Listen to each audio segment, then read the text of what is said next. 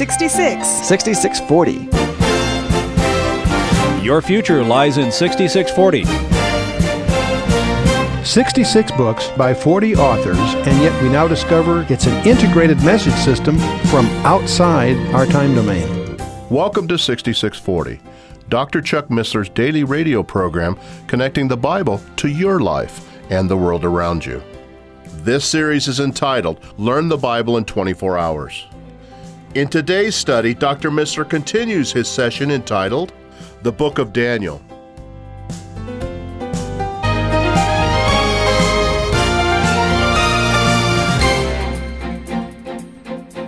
We're going to discover in a subsequent vision the same information that in effect supports this same view. We'll get to that when we get to chapter 7. But what's interesting here is Babylon, of course, rose in 606 BC, as I mentioned. In 539, the Persians conquered Babylon. And the Persians endured till a young guy by the name of Alexander the Great conquers the Persians in 332 BC. Greece continues till about 68 BC when this upstart on the Tiber called Rome by then conquers the Greeks. And the question is, who conquered the Romans? No one did. Right on, exactly. Rome broke into pieces, and each one of those pieces has had their day in the sun. The Dutch did, the Germans twice, the French did, Spain did with the Armada, England with as mistress of the seas and so forth. But none of them quite equally. And what the profile is presented is that these elements are going to recoalesce again into a final version of the original empire. And that will be the last empire on the planet Earth, because, I should say next to last, because that's the one God intervenes with and sets up his own kingdom. And that's what the mountain, the stone cut without hands, it turns out to be the Messiah. And the mountain that fills the whole earth is God's kingdom. It's going to take over. We have the whole profile. Now, as most people know, the cradle of civilization was what we call the Fertile Crescent. There was Egypt, Assyria, and Babylon, preceding the time we're talking about here with Daniel.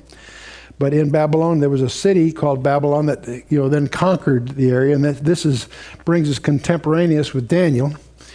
But after Babylon, of course, will come the Persians. And the Persians not only conquered, but expanded their holdings substantially. And then this young guy, in a matter of just a few years, conquers the Persians. Alexander the Great, a very incredible career. When he dies, the empire gets divided. 4 of his generals divided up. Cassandra takes the far west, Lysimachus takes that part that we think of as Anatolia or Turkey. Seleucus takes the east, and Ptolemy the south. The 2 strongest of the 4 are Ptolemy and Seleucus. They're the primary players, and the dynasties, a half a dozen of their dynasties on both sides, fight with each other. And what's caught right in the middle is, guess who? Israel. Now, many people talk about the period between the Old Testament and the New Testament as the silent years. And that's true in a sense, and yet it betrays a lack of understanding of the book of Daniel. Because in Daniel chapter 11, the history from the Old Testament through the New Testament is written down in advance in chapter 11. And we'll discover the so-called silent years are detailed in advance in Daniel 11. Interesting book. And of course, the Roman Empire succeeds all of this and grows to be a well-known period of our history. What most people don't realize, many of us that study the Bible or study these things, when we think of the Roman Empire, we think of Western Europe. What we fail to keep aware of is that empire broke into 2 legs because it got too big to administer. So Diocletian divided it into 2 legs. And the western leg, the Western Europe, breaks apart, falls apart in 476 AD and following. The eastern leg outlasts the western leg by 1,000 years. So much so that we give it a different label. We call it the Byzantine Empire. But it's really just the eastern leg of the old Roman Empire. Anyway, So we have a period of the times of the Gentiles. This is a phrase we find in the book of Luke, because what Nebuchadnezzar begins, and it will continue until the Antichrist, is the dominion of the planet Earth under Gentile leadership. The Antichrist, this coming world leader, I'll tend to call him, ends this peculiar period of time that are known in the Scripture as the times of the Gentiles. Now, it's interesting that from Daniel chapter 2 through Daniel chapter 7, the focus of the book is on the Gentile world. And the language of the text changes. The book of Daniel is in Hebrew up to chapter 2, and after chapter 7, it's in Hebrew, like most of the Bible. But from 2 to 7, it's in Aramaic, which was the Gentile language of the period, because that's the focus of it. And Daniel's prophecies are a very rare glimpse of the Gentile world. In general, the Bible always talks about both past history and future history or prophecy through the lens of Israel. But we have a gift here, a very unusual gift, because Daniel's prophecies are going to focus on the Gentile world. It's an exception in the Bible. As I say, most of it's different, but from Daniel 2 through Daniel 7, the focus, the center of interest, is the Gentile dominion. And he writes all this down in advance. And now the times of the Gentiles, don't be confused by that phrase, because there's some other similar phrases that are not quite the same thing. The times of the Gentiles began with Nebuchadnezzar. They'll end with the coming world leader, who will be displaced, of course, by the Lord Jesus Christ setting up his kingdom, the Lion of the tribe of Judah, the root of David. Now, it's frustrating to have to go through Daniel so quickly, because Daniel 2 itself is so dramatic, but we'll keep moving here. As you can imagine, these guys that got upstaged by Daniel and his three friends are looking for an opportunity for revenge. And we get to Daniel chapter 3, and these guys apparently have fanned Nebuchadnezzar's ego, so he issues a very unusual order. He's on an ego trip. So first of all, as part of this ego trip, he builds an image. I assume the image is probably very similar to the one he saw in his dream, except in this case, it's all gold. There's no silver, bronze, it's all gold. In other words, this is sort of his bid for immortality, I suspect. And he orders, when certain music is played, that everyone is to bow down and worship his image. And anyone that doesn't is going to get killed. Now, I suspect he was prompted to do this by Daniel's rivals, because these rivals knew that these faithful Hebrew young men would refuse to do that. And that was their way of getting them executed. And so that's exactly what happens. Nebuchadnezzar puts out the word, and these three friends of Daniel's fail to bow down. So he orders them into the fiery furnace. In fact, he's so infuriated. When he gives them a second chance. If you bow down, everything will be fine. And the three young men tell him, our God is able to save us. And if he isn't, up yours, O king. This is really their attitude. So he's so teed off, he orders the furnace turned up 7 times its usual heat. In fact, so much so the guards involved get consumed doing it. But in any case, they throw these 3 young men in there. But then Nebuchadnezzar goes to look, and he's shocked because he discovers they're not. He says, "Didn't we throw 3 guys in there? There's 4 in there." And it's one of those strange appearances of the Old Testament of apparently the Son of God being with them, with the other 3. So there's a visitor with them. So he orders them brought out, and the only thing that's been burned on them are the bindings. They're unharmed. Now, this is a very, very famous event, of course, in the fiery furnace event. But many scholars notice something else. So often in the Bible, you'll find a narrative, an actual event that happened, detailed, but it also tends to model or foreshadow something larger in the future. We call that a foreshadowing. It's called a type. There's a typological conjecture here. And the typological conjecture would suggest that this image, we know from the book of Revelation there's going to be a final world leader.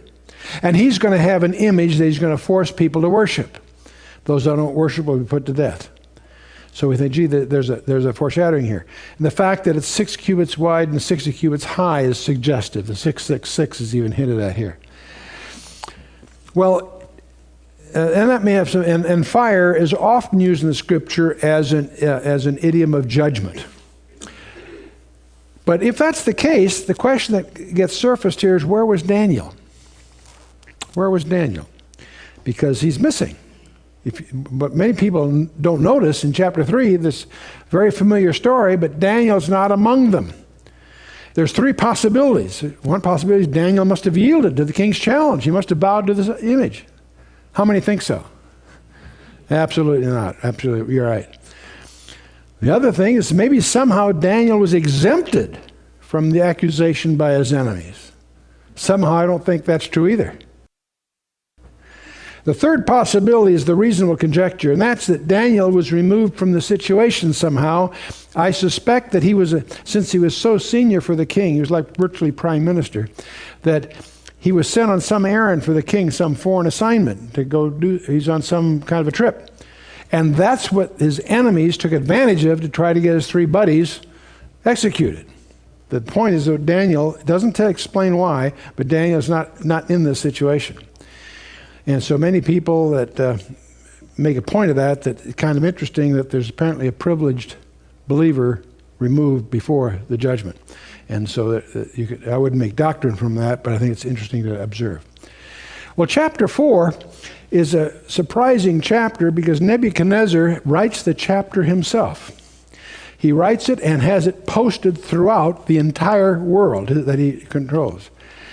He ends up having a second dream in which there was a great tree that was hewn down I'll give you a brief version of it. It was cut down after 7 years. And Daniel interprets the dream to him. Nebuchadnezzar's on the ramparts of Babylon and taking pride. Look what I have done. He's on a big ego trip. And that's exactly what the dream was anticipating. Because of pride, he would have a 7 years in the penalty box, so to speak. And a year later, he's again on this parapet bragging about what a great king he thinks he is. And he's stricken with a mental derangement, a form of lycanthropy, where he is literally eating grass. According to the Hebrew records, a Talmud I think it is, Daniel was his nurse during those 7 years. At the end of the 7 years, he's cured of that. But he also recognizes and acknowledges that it was a fulfillment of the dream that he had himself a year earlier. And so he writes the chapter. He recovers and he publishes his personal testimony throughout the entire world. And I personally, from reading chapter 4, will not be surprised when in heaven if I run into Nebuchadnezzar. I think he's a saved person, interestingly enough. He had a very intimate relationship with his friend Daniel. They were very close, apparently. But anyway, Nebuchadnezzar, of course, ultimately passes away. Oh, the reason he's so prideful, you need to have a little perspective of Babylon. The city of Babylon, of course, was fed by the Euphrates. It straddled the Euphrates virtually. And they had a double wall system. If you look at just the Babylon proper, it has a double wall and a moat, 250 watchtowers, 100 feet higher than the wall itself. There's a banquet hall involved. I'll show you where some of this stuff is. That's the town itself. There's a processional way up at the top, and there's the Tower of Babel that's featured in Genesis 11, the Temple of Marduk, and so forth. The king's palace is going to be the scene of the events in chapter 5, and that building has been rebuilt. But notice how the river Euphrates goes through the city to provide it water in case of a siege, but that water feeds the moat that protects the city. And the wall was no trivial wall. They had chariot races, 4 to 6 abreast on top of the wall. So you're talking 15 miles on a side. So this is a sizable place, and it was considered impregnable, and therein lies their vulnerability. Now the kings of the Babylonian Empire, after Nabopolassar, of course, had Nebuchadnezzar as his son that established the kingdom. And he has 2 sons and 2 daughters. And his first son takes over for a bit, but he's a bad apple. His other daughter married, but Neriglissar he takes over, and his son, I think, lasts 2 months. And then finally Nabonidus takes over. And he has his son, Belshazzar, as a co-regent. We'll discover that Nabonidus was he had married one of Nebuchadnezzar's daughters. He is just not interested in Babylon. He's off in foreign intrigues down in Arabia and doing other things. In fact, he had not been in town for 14 years when it finally falls. And that's worth understanding because there's a huge discrepancy. The secular world had all kinds of evidence that Nabonidus was really the king of Babylon when it fell. And that's why the Bible couldn't be correct. Well, they discovered more recently things that point out that Belshazzar, his son, was reigning at the time exactly the way Daniel says. So not only do we know that Daniel wrote that chapter 5 was correct, it had to be by an eyewitness, we know now. But Daniel 5 is the fall of Babylon. Very, very colorful amount of history here. The Persian army is on the horizon. Instead of defending the city, he throws a party for 1,000 of his nobles. And big mistake. The Persian army is formidable and been on the uprise here. But they're having this big party, and Belshazzar does a dumb thing. He sends across the street to the museum to bring out the implements that his grandfather had taken from the temple 70 years earlier and going to use them as party implements. Well, that's just guaranteed to anger God even further. So what the party's doing great until they see the fingers of a man's hand writing on the wall. And of course, it's astonishing to realize how many expressions in our common day language come from Daniel. He saw the handwriting on the wall. You've all used that expression. There's numbers up. You're weighed and found wanting. Right? The idol has clay feet. You see, all these expressions are from the book of Daniel, interestingly enough. The experts there can't understand what's being written. They can't decipher it, which is a surprise. But the queen mother, Nebuchadnezzar's widow, is still alive, and she says to her grandson, there was a guy around in your grandfather's day. You understand they don't have any word for grandfather in Aramaic or Hebrew, so when they say father, that just means a forebear. But anyway, she says there was a guy around in your grandfather's day that had the gift to do that. So they bring Daniel out of retirement, and he comes in. They offer him all kinds of rewards. He says, you keep your rewards. Before he gives them the answer he wants, he gives an eulogy for Nebuchadnezzar. He says, now there, your grandfather, there was a king. Because whom he would set up, and who he'd bring down, he'd bring down. Not like you, squirt. That's virtually the phrase of his discussion. But then after all that, he goes ahead and interprets the famous event. What no one knew in the banquet hall, while this was all going on, the Persian army had arranged to divert the Euphrates upriver. So the water level went down, and they slipped in under the gates. They took over Babylon without a battle. And that's going to be important later, but this is going on while the party is going on here. Now, one of the questions that people ask, are there really hidden codes in the Bible? I get that question a lot because of our doctoral work and some other materials we have. And it's in the Bible. Proverbs 25:2 says, it is the glory of God to conceal a thing and the honor or duty of kings to search out a matter. They're definite. The Bible is full of surprises tucked away underneath the text.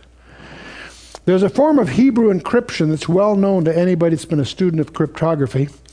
We take the Hebrew alphabet, the 22 letters, take the first 11 and put the second 11 underneath it, so to speak, and then transpose. If you want an aleph, you use a lamed and so forth. And that's a simple form of transposition.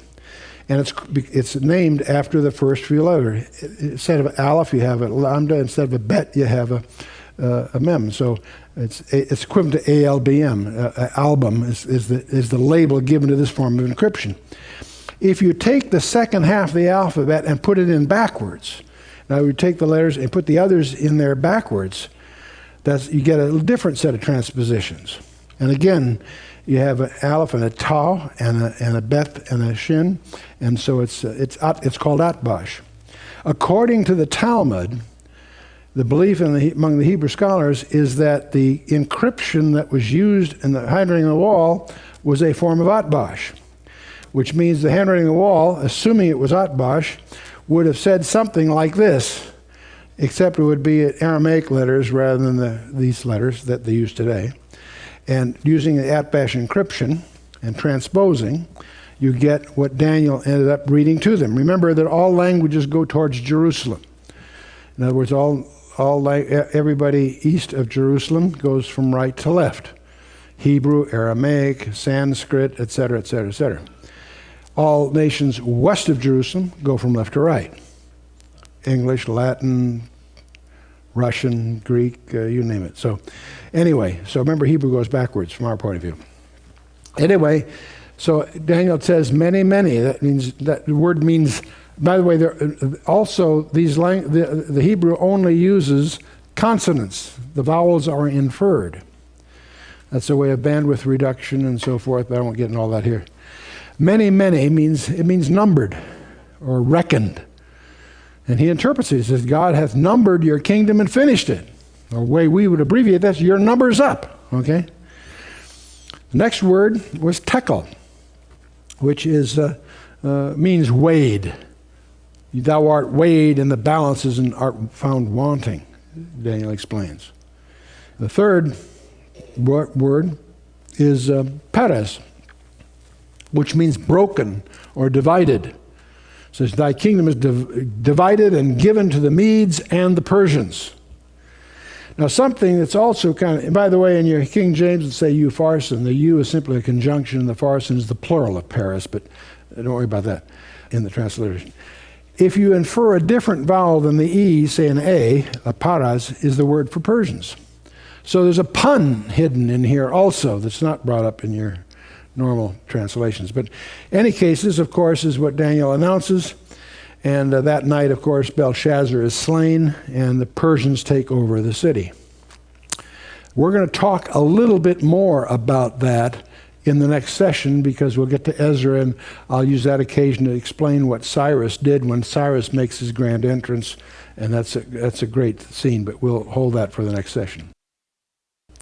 In Daniel 6, by now Daniel's about 83 years old, and one of the interesting things about Daniel's career is that he rises to power in the Second Empire. In other words, he was the number 2 man, so to speak, or he was high up under Nebuchadnezzar. He rose because he interpreted Daniel 2. He was given great privileges and responsibilities under Nebuchadnezzar. When the Persians take over the Babylonians, he again rises to power. He's the number 3 ruler in the kingdom, and very prominent, even though he's 83. And in fact, he is appointed Rab Mag, the chief of the Magi. You need to understand the Magi for lots of reasons. The Magi were a hereditary priesthood that had the power to appoint the king.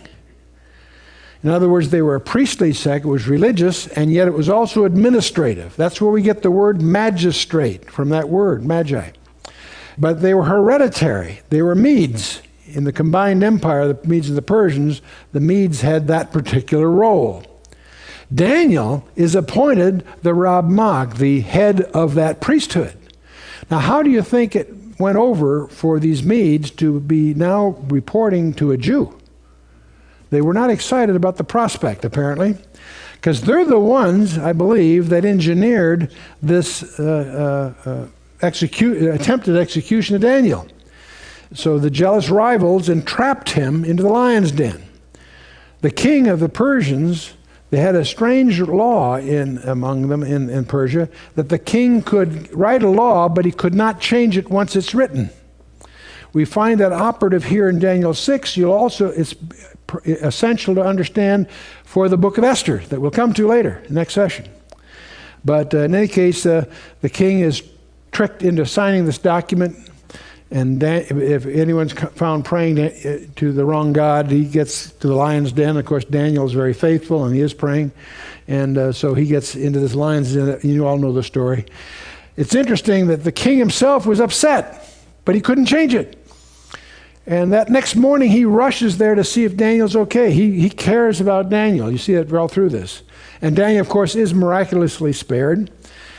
But something that is implied by this and some other writings is that Daniel apparently received some prophecies that he entrusted to a cabal, a secret subgroup of the Magi, that passed it on for 500 years. And these guys are the guys that follow the star to Bethlehem. And there's circumstances around that you need to understand. The Parthian Empire was the rival to Rome. And you need to understand that and who they were to really understand why Herod was so nervous when they arrived and why he was so deferent to them. There's a whole background there. But ultimately, these Magi would follow a prophecy that would lead them to a manger in Bethlehem. And we'll deal with that, of course, when we get to Matthew chapter 2. Well, we've gone through half the book of Daniel. The last half are prophecies. There are the 4 beasts of Daniel 7, the ram and he-goat of Daniel 8, the 70 weeks of Daniel 9, the dark side of the spiritual warfare thing in Daniel 10, and the climax of the book in Daniel 11 and 12. It's the final consummation of all things. You've been listening to Dr. Chuck Missler, teaching through his series entitled Learn the Bible in 24 Hours, here on 6640. If you would like further information about materials available from Dr. Missler, please contact us through this station or visit our website at khouse.org. Until next time, when Dr. Missler continues this series, may God bless you with the knowledge of His Son, Jesus Christ, as you study His Word.